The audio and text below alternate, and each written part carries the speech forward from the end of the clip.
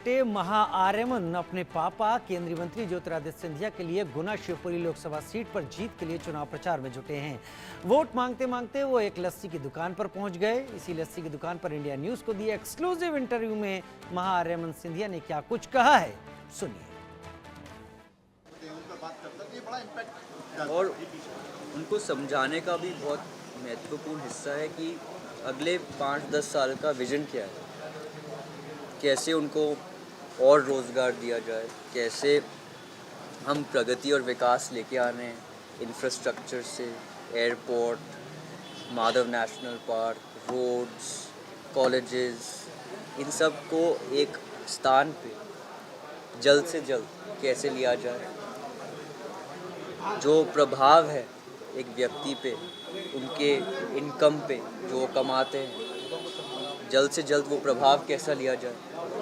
वो सब प्रगति से होती है, वो विकास से होती है। लेकिन जब हम ज़मीन पे आते हैं और लोगों से समझते हैं, तभी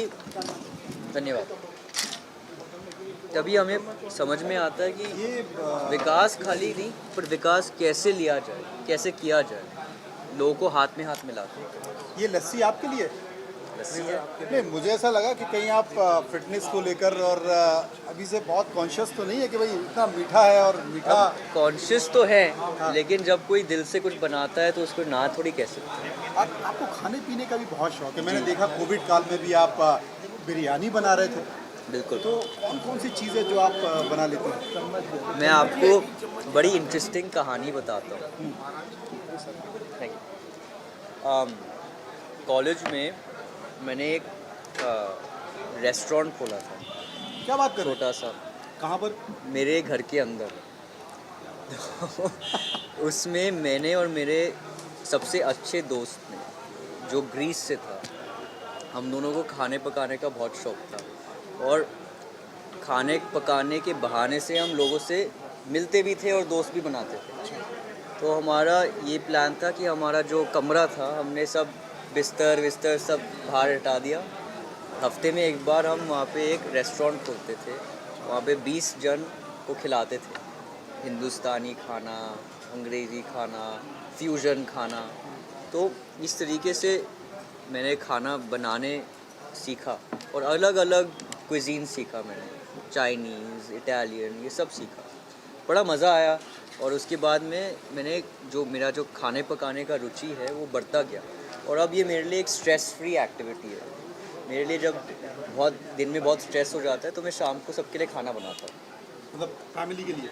स्टाफ, फैमिली, सबके लिए। क्या बात है, वाकई ये बड़ी रोचक बात है कि खाना खाने का भी और खिलाने का भी बहुत शौक है और परिवार के लोगों के लिए भी खाना बनाते हैं। आपने स्टार्टअप का जिक्र कर रहे थे, तो क्यों नहीं एक रेस्टोरेंट की ऐसी चेन शुरू करने का कोई प्लान तो नहीं है? आप जो है डांट खिलवाओगे। मेरे पिता ने कहा है एक चीज़ पहले कंप्लीट करो फिर दूसरी चीज़ पे भागो। और अगर मुझे आदत है 5-6 चीज़ें करने की एक बार में, अब उससे मुझे डांट बहुत मिलती है कि आप 5-6 चीज़ें कर रहे हो, कैसे करोगे काम। तो अब मैं एक और चीज़ नहीं खोलूँगा, पहले जो 4-5 चीज़ मेरे हाथ में है और पहले आगे जाके करनी राजनीति है। अब वो देखते हैं क्या करना है। लेकिन अभी तो मैं इन स्टार्टअप्स में और मेरे जो क्रिकेट है, स्टार्टअप्स है, इन चीज़ों में अभी मैं व्यस्त हूँ। लोकसभा चुनाव पिछली बार हुआ था कांग्रेस का और बीजेपी का। उस वक्त गुना लोकसभा से ज्योतिरादित्य सिंधिया जी चुनाव हार गए। तो उसके पीछे का कारण क्या है? क्योंकि आपकी स्टडी करने की आदत है, आपको समझने की आदत है कि आखिर कहाँ कौन सी चीज़ है, विषय क्या था, कौन सा माहौल था? देखिए, एक तो हमारे हिसाब से जो प्रगति हुई थी, लोगों को हमारे जो वोटर्स हैं वो बहुत चालाक हैं। उन्हें बड़ा जल्द समझ में आ गया था कि जो हम 15-20 साल में करने की कोशिश कर रहे थे, कई कठिनाई की वजह से वो प्रगति का रफ्तार जो है कम हो गया था। अगर आप मध्य प्रदेश की बात करें, मध्य प्रदेश की सरकार भी जब बनी थी वहाँ पे काफ़ी कठिनाइयाँ भी आई थी भ्रष्टाचार की। मेरे पिता ने काफ़ी बार इस मुद्दा को उठाया भी था, पर लोग समझने के लिए तैयार नहीं थे उस वक्त। तो काफ़ी सारे मुद्दे थे जिसकी वजह से वो हमें हार मिली थी, और वो हार हम स्वीकार करते हैं। कभी हार आप जीतते हैं, कभी आप हारते, कभी आप जीतते हैं। जीतते राजनीति में होता है। पर हमारे अंदर जो भावनाएं थी वो हमेशा है हमारे लोगों से जुड़ने का, और हमेशा हमारे लोगों के बारे में सोचने के लिए। मैं देख रहा हूँ आप तमाम लोगों से बातचीत करो, राजनीति की बात नहीं कर रहे आप। उनका परिवार कैसा है, उनके लोग कैसे हैं, उनका बिजनेस कैसा है, बिजनेस कैसा चल रहा है, इस तरह की बातें करना ये कनेक्टिविटी बनाता है आपका। और स्पोर्ट्स में भी आपकी रुचि है। अभी आपने क्रिकेट की एक लीग भी शुरू की है, उसका मैंने कार्यक्रम भी देखा है। तो मुझे लगता है कि पूरे मध्य प्रदेश को आप क्रिकेट के ज़रिए भी जोड़ना चाहते हैं, वो कैसे चाहते हैं? सो क्रिकेट देखिए, क्रिकेट एक ऐसा, मैं इसको स्पोर्ट नहीं मानता हूँ। हमारे देश में क्रिकेट एक धर्म है, और हमारे देश में क्रिकेट ये एक खेल है जो हमारे खून, सब व्यक्ति के खून में बहता है।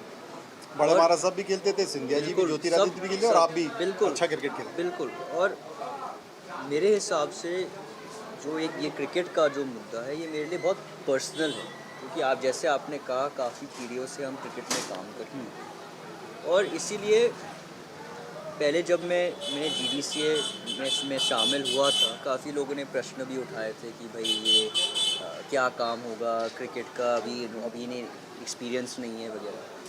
पर जो हमारा एक्सपीरियंस है वो सालों का एक्सपीरियंस है, क्योंकि हम जो अपने दादा से, अपने पिता से सीखते आ रहे हैं कि इसमें बदलाव कैसे लिया जाए, और बदलाव का पहला कदम होता है लोगों को समझना। और मैंने क्रिकेट के खिलाड़ियों के साथ बहुत समय बिताया। मैं समझने की कोशिश कर रहा था कि एक खिलाड़ी होने के नाते, एक युवा होने के नाते क्या क्या कठिनाइयाँ हैं उनके लिए भी। तो उनके लिए बड़ा समस्या था कि कोई मंच नहीं था खेलने के लिए, कोई मंच नहीं था कमाने के लिए, कोई मंच नहीं था इंडियन स्काउट से जुड़ने के लिए, MP के स्काउट से जुड़ने के लिए। ग्रामीण स्तर पे अगर आप देखें, गांव का कोई अवसर नहीं था गांव के व्यक्ति को स्टेट लेवल आने के लिए। तो ये चीज़ें जो है मेरे दिमाग में घूमती रही। तो जब हम कमेटी में बैठ के हमने काफ़ी चर्चा किया, तो मैंने कहा हमें एक लीग खड़ा करना चाहिए, जिसके माध्यम से खाली हम लोगों को प्रमोट ना करें, लेकिन जो क्रिकेट का फीलिंग है वो वापस इस क्षेत्र में लेके आए, क्योंकि वो काफ़ी देर से अब थोड़ा हल्का हो गया था कि यहाँ देखते हैं बहुत ही मुश्किल है।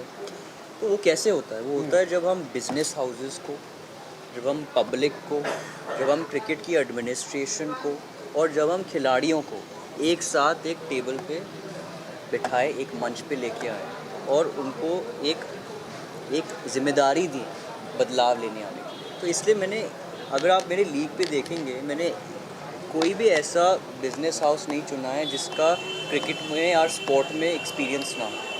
हर बिजनेस ओनर, फ्रेंचाइज ओनर का स्पोर्ट में कोई अनुभव है, सालों से वो बिजनेस ओनर रहे हैं, या उनने काफ़ी सारा CSR एक्टिविटी किया है, और उनसे भी मैं सीख रहा हूँ कि उनसे कैसे पैसे लेकर इन्वेस्टमेंट किया जाए क्रिकेट में। मैं खिलाड़ियों से सीख रहा हूँ कि कहाँ किस जगह में इन्वेस्टमेंट चाहिए। मैं जनता को मोटिवेट करने चाह रहा हूँ कि आप लोग आइए, अपने परिवारों को सपोर्ट कीजिए, अपने दोस्तों को सपोर्ट कीजिए, आइए क्रिकेट मैच देखिए। वो माहौल बनाना बहुत ज़रूरी है जी। तो इसलिए मैं वही चाहता हूँ। माहौल बन भी रहा है, और उसके लिए आपको ढेर सारी शुभकामनाएं। आज हमने बात की, आपको देखा कि आपकी लोकप्रियता किस तरीके से है, लोगों से आप लगातार मिल रहे हैं, और एक पर्सनल टच भी देने की कोशिश कर रहे हैं। बहुत धन्यवाद। आपने हमसे बात की, आपने बहुत बहुत शुक्रिया। Thank you. में गजब हो गया। वहां जुमे के दिन सांसदों